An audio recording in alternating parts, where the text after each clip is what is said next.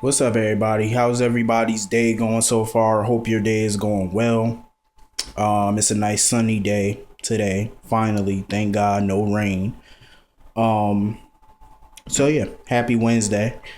Um, all right, let me get into today's episode of General Hospital. I like this episode today. Um, some movement. That's what I like. We're getting some movement in these storylines. Yesterday's episode was good. Today's episode was good. It wasn't great. It could have been better. I just wish that we had more movement with the Sam and Danny and Derek Wells slash Julian storyline. I wish we had more movement with that. I don't want them to keep putting that to the side. I just want more movement. Um. So yeah, we're moving along with these storylines, which is good. Uh. Okay. So everybody's still at the floating rib the next day. This today is really supposed to be Mac and Felicia's wedding day, but of course they postponed it because of what happened to Duke, the previous night at the party. So Mac and Felicia are at the floating rib with Maxie, Spinelli, Dante, and Lulu. They're all talking about what happened to Duke. Dante and Spinelli decide to go to the hospital and find out what's going on with Duke's condition, what happened to him, so they leave. Felicia, Maxie is trying to figure out why Mac and Felicia are postponing their wedding and stuff like that. And she feel like they should continue on with the wedding instead of, postponing it. But Mac and Felicia feel like, Duke is their friend and they want to be there for him and, they want to postpone the wedding, which I think is a respectful thing to do because he was, Mac's best man. So, they just felt obligated to kind of, postpone the wedding because they felt it would be in bad taste to get married when their friend was just, passed out at their party the night before and he might have a serious condition. So I could see why they would want to postpone it, but Maxie was a little upset about it because she felt they got the vendor, they got the menu, they got all this stuff that's already paid for and planned for today. So now would be not a good time to postpone the wedding at the last minute and have to redo everything. So Felicia assured her that they could redo everything, but she was felt like they should just get remarried for Georgie. So she thought that Maxie was talking about her sister Georgie, but in reality she was talking about the baby Georgie that she's carrying. And Lulu was kind of skeptical and a little skeptical about that and wondering why did she name the baby Georgie, because they already talked about naming the baby and stuff like that, but Lulu told her she should name the baby Georgie when she has her own daughter, unbeknownst to Lulu that is her own daughter. So Lulu was starting to get a little iffy about the situation, a little concerned. I guarantee, Lulu's starting to feel like Maxie's getting too attached to the baby, and when the baby's born, she might not want to give the baby up. Well, Lulu, biologically and legally, she don't have to give the baby to you because it's her baby, unbeknownst to you. But I'm just saying. So Maxie comes up with an excuse and stuff as to why she called the baby Georgie, because she got tired of everybody just calling the baby, and just wanted to give her a quick name or whatever.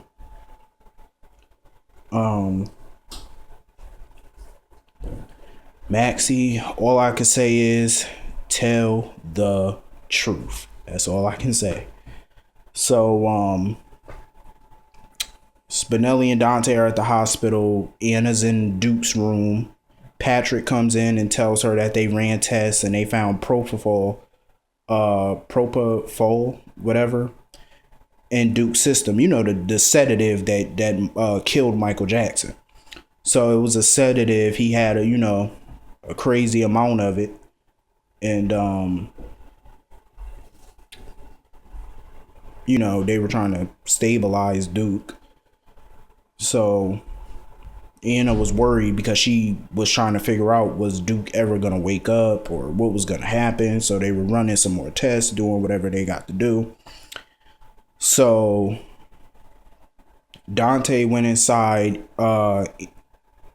Felix told Dante and Spinelli what was going on. Dante went inside the room to ask Anna what was going on. Did she think that he was poisoned? And they felt he was poisoned. And then, Dante was asking, did he have any enemies? And she mentioned Ava Jerome and the whole crime family situation. So he thought it'd be best if he, talked to Ava Jerome. So, anyway, Spinelli was on his computer checking some stuff out about Dr. Obrecht. And him and Felix were talking about it and stuff. And they figure out that Dr. Obrecht was originally named Lisa Westbourne, but she officially changed it to Lisa Obrecht. So now they got confirmation on that. So Anna was talking to Duke, but he was unconscious. Then Duke finally woke up and spoke. And, Felix and, he came into the room to check it out. They said that he was, Duke was still going to be a little groggy and stuff like that. So Anna was trying to talk to him. Duke didn't know what happened the night before. So she told him he was drugged, and she had her suspicions that Ava Jerome did it, but he said it wasn't Ava, it was Dr. Obrecht. He told Anna it was Dr. Obrecht, but Anna didn't believe him at first because she thought he was imagining it. He was imagining Obrecht because they talked about her the night before, but he assured her Obrecht is in Port Charles, and that was a wig she had on. Anna gonna kick that bitch ass. That's all I gotta say. Anna gonna take it to her. I'm gonna tell you right now, Anna ain't that bitch to fuck with. She will take you down. So it's good that Duke gonna be okay. I heard a rumor that he was supposed to be in a coma or something. So I'm glad for the time being that it's not true, because Duke is one of my favorites.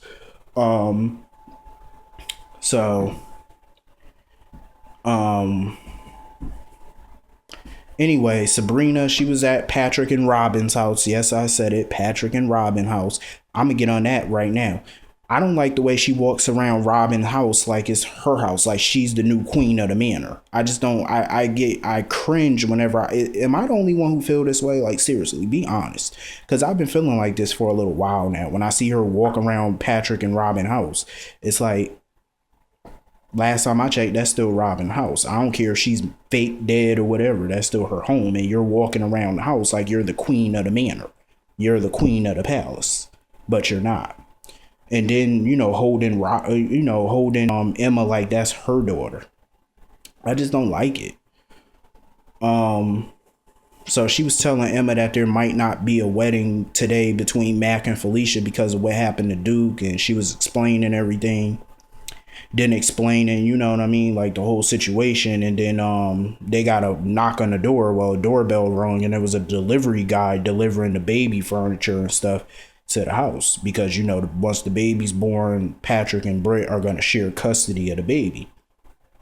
So she was explaining that to Emma, about the custody situation and the baby. And then Patrick came home, saw all the baby stuff, and Emma volunteered to help. And she thought that the nursery should be pink for her baby sister, but he told her that she was having a baby brother, and she kind of threw a fit about it. I love Emma. God knows I love Emma, but why do I get the feeling that she's gonna turn into something else when she gets older, like a brat or something? I don't want Emma to be a brat because I like her. She's a good girl, but she does have an attitude on her. And, she needs to dial it back a little bit because she got to remember she's a child, and her attitude a little bit kind of throws me off sometimes. I understand how she feel about Britt and stuff, and she might not want the baby, but she's, coming around to accepting the baby now. So, Patrick was explaining the whole boy situation to her and, why it'd be good to have a baby brother, for camping and baseball and stuff. So she was more receptive to the idea, which is cool. So she goes into the back room or whatever, and Patrick and Sabrina are talking, and now she mentions how Britt lied about her mother and who her mother really is. And of course, this is why I don't like them as a couple, because it's like Sabrina and Patrick, all they talk about is either this baby or they talk about Britt. they don't talk about no romance between the two of them. It's like all they do is talk about Britt or the baby. Like, it's annoying. Sabrina need to get herself. She need to have a couple seats. Like, seriously, get your life. This is why I don't like her with him. It's because like she's too young for him, I feel like, and she's not really mature enough for a dude like him. I mean, come on. Patrick used to be immature when he was her age back in college and stuff like that. But then once he met Robin, he mellowed, he matured. They got married, they had a baby, and he's more mature now. So he's been through things that Sabrina still needs to go through to be more mature. That's all I'm saying. So anyway, back at Casa Quartermain, Ava's sitting here reading the paper, and Derek Wells, aka Julian Jerome, comes in, and she's upset because he's kind of ruining the plan, and she don't want no Quartermain to see him. But you know, he was like, he's just coming here to talk about art. And he accuses her of having something to do with Duke being drugged, and she accuses him, and they just back and forth. So Julian was saying how Duke was hard to kill, and that's when Dante walked in, started questioning her about it, and she talking about she ain't have nothing to do with it, talking about she barely knew Duke, but she was so defensive, and that's the problem with Ava. Her and like they just proved my point today. They are so sloppy, like, and they just proved that even back in the day they were sloppy, and 20 years later y'all still sloppy.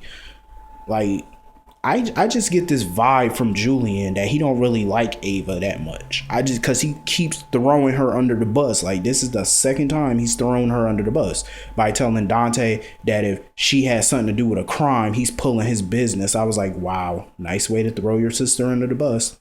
And remember, he published that birth certificate that Ava had, who declared that Silas Clay was Kiki's father. So it's like, this is the second time he's thrown her under the bus. I get the feeling that he don't like her too much for some reason. So Ava got upset. She was very defensive, telling Dante, oh, we're practically family because my daughter is married to your brother. So we're practically family. And this is how you treat family. You don't treat me like family. And Dante told her, you got your family. I got my family. And right now I want to learn more about your family. That's the only time I actually liked Dante today, because he wasn't as annoying today. He was actually pretty upbeat today as far as his job is concerned. Because as a detective, you got to be observant of people. So he should have been observant of her defensiveness, and he should have been observant of her facial expression. So she got upset with Julian or whatever, because he kind of threw her under the bus and told her that that's Sonny's other son. So Julian was like, well, it looks like he got a cop in his back pocket. So in order to take Sonny down, now they need to take Dante down. Dante, watch your back. So, now they're gunning for all of them. So anyway, Britt and Dr. Obrecht were talking, and she told Dr. Obrecht, Dr. Obrecht aggravating. Like, how you call your daughter fat? Your daughter is 9 months pregnant. Why would you call her fat? She's carrying a baby, you twit. How is she fat? This bitch is cruel. So she told Dr. Obrecht that she told Patrick the truth. Dr. Obrecht went off. But she told her that she didn't tell him about the paternity. She just told him the other shit, the minor shit. And that brought them closer. So then she was asking her mother. She told her mother that she was having a boy and showed her the sonogram. And her mother told me, oh, you should name the baby after your father, Caesar. And she was like, I'm not naming my fucking baby I'm not naming him no Caesar. I was like, I know that shit right. Why would you want to call your baby Caesar? That's an ugly name. What you want to call your baby Caesar for? Talking about to honor your father. Oh, Dr. Obrecht, go shut up and go sit down. So she told her, I'm loving Britt, like, cause the way she just takes control of her mother now. Cause before she was so afraid of her mother and didn't have a backbone with her mother. Now she's taking control. So she grabbed her mother's purse and told her to get the hell out. And then that's when the wig fell out. And her mother lied, told me she wanted a makeover, talking about blondes had more fun. Britt was like, that's a lie, because you don't know nothing about having no fun. I was like, I know that shit right. So then she wanted to know what else she was hiding in that bag. So she looked in it and found the sedative that Dr. Obrecht gave to Duke. This shit is getting good. I'm loving Britt. I'm sorry. I know a lot of people probably don't like her, but I'm loving her. She got layers to her. Like, you know, I can see her as a long-term character on this show if she play her cards right. As long and Britt is redeemable on this show. That's the good thing. She's not totally far gone. So anyway, I hope all you have a great day. I will see all of you tomorrow. Have a great day.